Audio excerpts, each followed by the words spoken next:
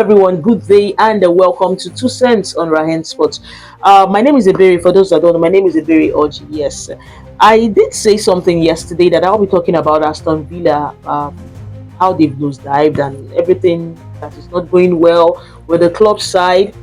I said I'll be talking about it yesterday. A lot of things happened yesterday, so I had to postpone it today. But one beautiful thing that happened today at the studio was when my boss Mogaji asked the question, said, "What is going on with Mr. Good Evening?" Of course, we know Mr. Good Evening is none other than Unai Emery. And a colleague of mine said something, and I quite agree with his train of thought. He said, Unai Emery has gotten to the apex of whatever it is he's doing at Aston Villa. And right now, there's nothing, he can't give more than what he has already given.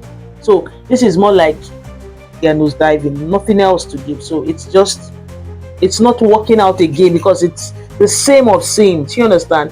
So I quite agree. Like I said, I quite agree. In the last 3 seasons, they've played in Europe. 2 seasons ago, they finished in top 4.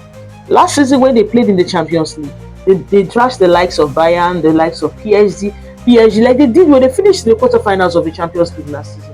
It was a good one for them. I don't think there's any Aston Villa fan that would say they didn't do well yet last season. Like this man took them from the fringes of relegation 3 seasons ago, and they are now competing in Europe. They are now competing in Europe. On Thursday, being the 25th day in the month of September 2025, they'll be playing their first league stage game against Bologna in the Europa League. They finished 6th place, yes, on the log last season, and now they'll be playing in the Europa League. We all know he's a specialist in European, as in Europa.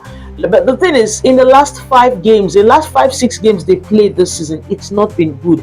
They are on 18th place presently on the league table. We have on 20th we have Wolves, on 19th we have West Ham, and on 18th place it is Aston Villa. I don't think an Aston Villa fan or other football faithfuls will believe that the Aston Villa that finished 6th place will find themselves on 18th place just few months after last season. It's not looking good. 5 games played this season, 2 defeats, 3 draws. They have just 1 goal scored, and that goal was scored by Matty Cash on match day 5, like it was against Sunderland. Sunderland got a red card in the first half. Aston Villa could not capitalize on that one-man advantage to score a goal in the first half. They scored, Matty Cash scored in the second half, and Sunderland equalized. The game ended 1-1. It's not been looking good, and I ask this question: what exactly is the problem? Like I said, my colleague said, and I quite agree, he can't give more than what he has given. He was asked the question after the Sunderland game, what is happening? He said that his defenders are lazy. When the manager starts throwing his players, a section of his team under the bus, honestly, I feel and I think the manager has lost the dressing room, because it's not the players. They don't. When you watch an Aston Villa, they play with they play with pace. They got good runners. They are very, very energetic. They can run round, like they don't get tired easily. But this season they are so lethargic. Like there's no vibe, there's no bite. Oli Watkins is not scoring. He has not even made an assist. Like they play, it's so drab. There's no spine. I know they sold Jacob Ramsey, but there's a Rodgers there.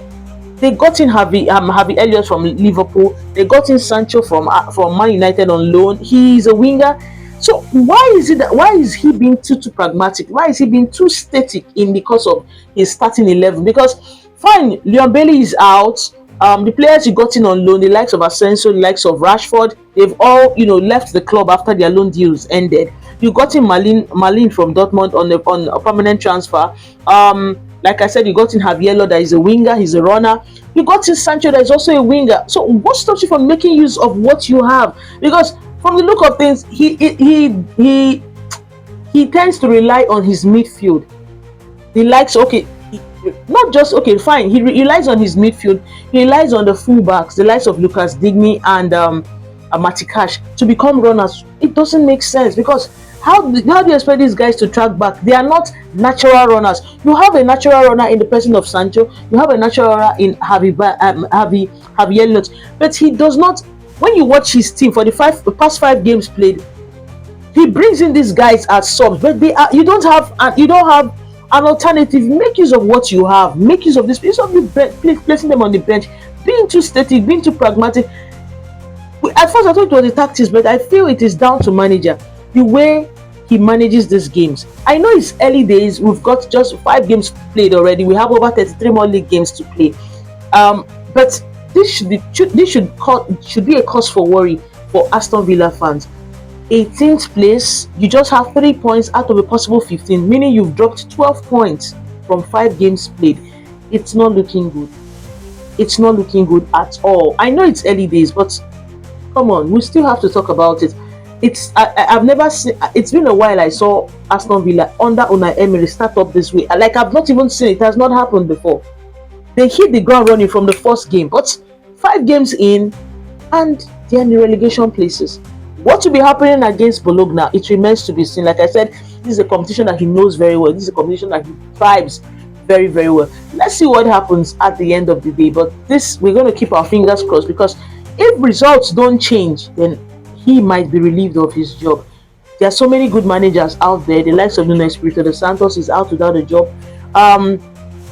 Bruno Lange, the guy that used to be at what's it called, Benfica, that was sacked for Mourinho to come in, he's out without a job, and he has managed in the EPL before. So 2 managers are on standby. Anything that happens, if results don't change, probably after like match day 10, 12, likely that he will be relieved of his job. You don't come out and say your players are lazy. When there's a way constructive criticism is key, because these players will look at you that you're throwing them under the bus. They're tired of the kind of, it's more like a lot of the marginal utility in economics.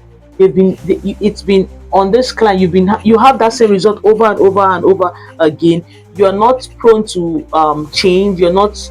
There is no innovation or something to spice up whatever it is you've been telling these guys. They become bored, and when the player becomes bored, he's not motivated to play again for you. He's not motivated to score goals.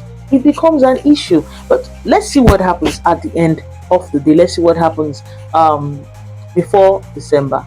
What are your thoughts? Do you think things will change for Unai Emery, or do you think he has gotten to the ceiling of his career, or his managerial position, or his managerial engagements with Aston Villa, and he's now nosediving? Kindly state your opinions in the comments. I'll be doing a post for the Ballon d'Or. This is for Aston Villa. Thank you very much. Don't forget to subscribe to my YouTube channel. Rahen Sports. Sorry, it's written on the screen. Thank you very, very much. Enjoy the rest of your